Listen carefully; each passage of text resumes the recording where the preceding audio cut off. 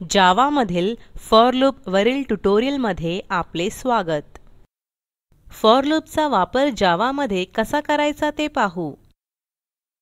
यासाठी Ubuntu 11.10, JDK 1.6 आणि Eclipse 3.7.0 वापरणार आहोत। आपल्याला जावातील रिलेशनल ऑपरेटर्स आणि इफ स्टेटमेंट माहित असायला हवे।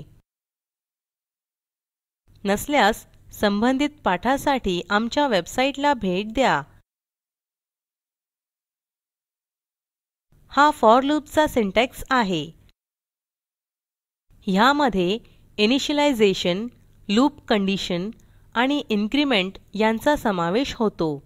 लूप कंडिशन ट्रू असेपर्यंत फॉर ब्लॉक कार्यान्वित होत राहतो। इक्लिप्स मध्ये एक उदाहरण करून पाहू। इक्लिप्स वर जाऊ। आपण फॉर लूप डेमो नावाचा क्लास बनवला आहे। मेन मेथड मध्ये फॉर लूप समाविष्ट करू। मेन फंक्शन मध्ये टाइप करा इंट आय सेमिकोलॉन।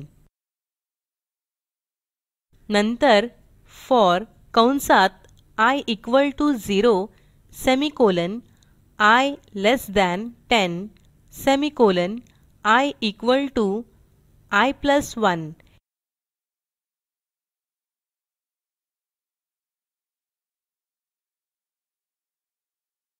हे स्टेटमेंट लूप कसे कार्य करणार ते ठरवते। I इक्वल टू 0 ही लूप ची स्टार्टिंग कंडिशन आहे। ही कंडिशन व्हेरिएबलला इनिशियलाइज करते। I लेस थान 10 ही लूप ची रनिंग कंडिशन आहे। कंडिशन जर ट्रू असेल तर फॉर ब्लॉक कार्यान्वित होईल, नसेल तर कार्यान्वित होणार नाही। I ची व्हॅल्यू 10 किंवा त्यापेक्षा जास्त होईल तेव्हा ब्लॉक कार्यान्वित होणार नाही।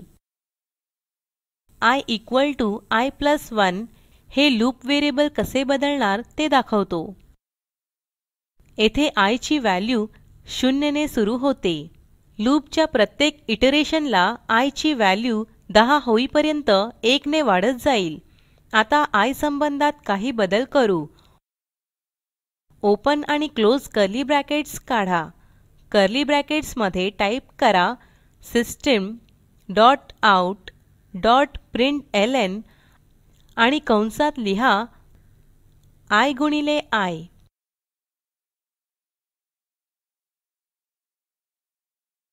हे 0 ते 9 पर्यंतच्या प्रत्येक अंकाचा वर्ग प्रिंट करेल। आउटपुट पाहू। सेव्ह करून कार्यान्वित करा। लूप 0 ते 9 ह्या अंकांसाठी कार्यान्वित झाले। प्रत्येक इटरेशन मध्ये अंकाचा वर्ग प्रिंट होईल। आता 3 किंवा 5 च्या पटीत असलेल्या सर्व 2 अंकी संख्या प्रिंट करू।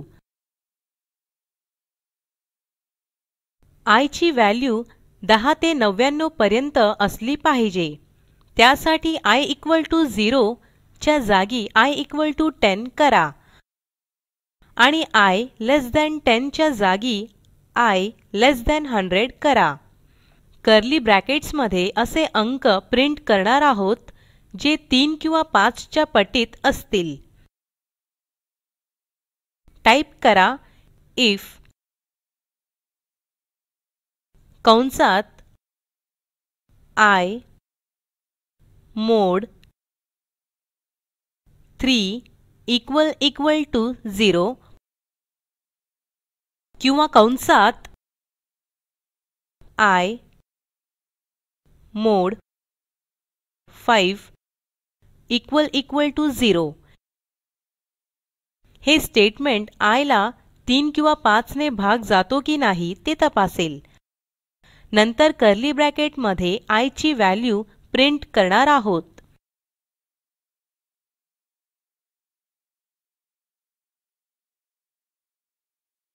आता आउटपुट पाहू। त्यासाठी सेव्ह करून कार्यान्वित करा। हे अंक 3 किंवा 5 च्या पटीतील आहेत अशा प्रकारे आपण जावा मध्ये फॉर लूप वापरले.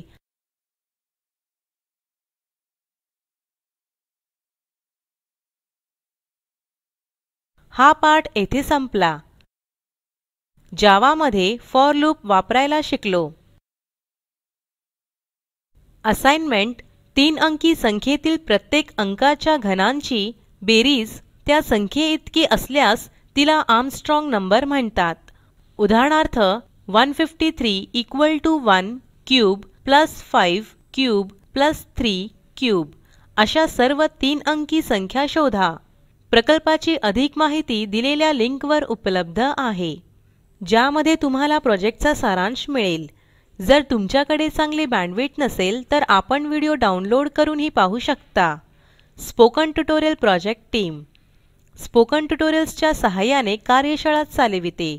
परीक्षा उत्तीर्ण होणाऱ्या विद्यार्थ्यांना प्रमाणपत्रही दिले जाते.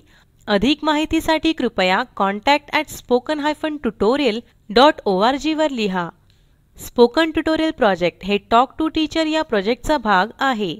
यासाठी अर्थसहाय्य The National Mission on Education through ICT MHRD government of India यांच्याकडून मिळालेले आहे. यासंबंधी माहिती पुढील साईटवर उपलब्ध आहे. ह्या ट्युटोरियलचे भाषांतर मनाली रानडे यांनी केले असून मी रंजना भांबळे आपला निरोप घेते. सहभागासाठी धन्यवाद.